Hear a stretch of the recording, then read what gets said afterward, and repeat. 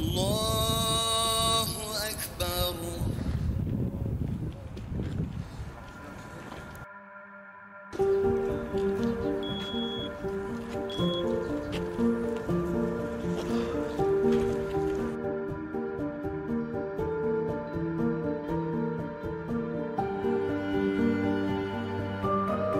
Bismillahirrahmanirrahim.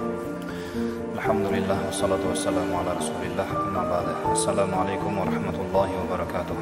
Muhtaram azizlar, Alloh subhanahu va taologa hamd sanolar. Payg'ambarimiz Rasululloh sollallohu alayhi vasallamga hamd sanolar aytamiz. Alloh taologa shukrlar bo'lsinki, mana shunday ulug' ayyom mo'min musulmonlar uchun eng bir buyuk bayramlardan Fitr hayiti bayramiga Alloh taolo sizni yetkazgan vaqtda behisob shukrlar aytamiz. Rasululloh alayhisolamga behisob durudlar, salovatlar aytamiz.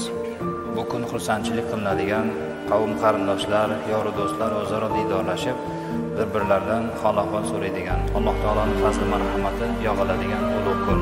Shuning uchun Eid kunlari butun yurtimizda keng miqyosda nishonlanadi.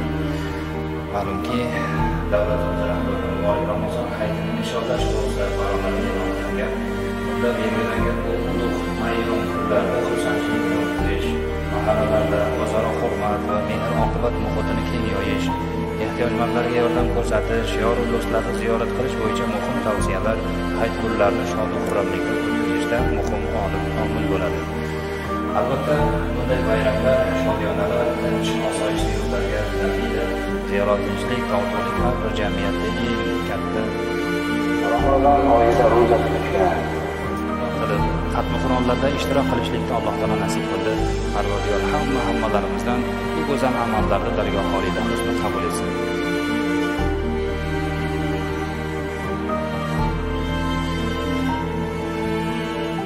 Allohu akbar.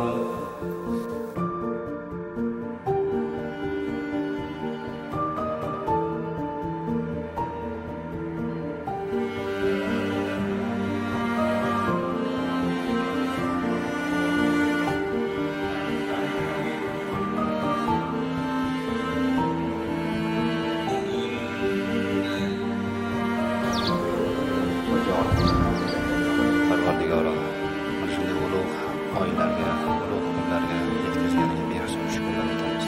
Lana warhamna anta maulana fansurna alal qawmil kafirin bi rahmatika ya arhamar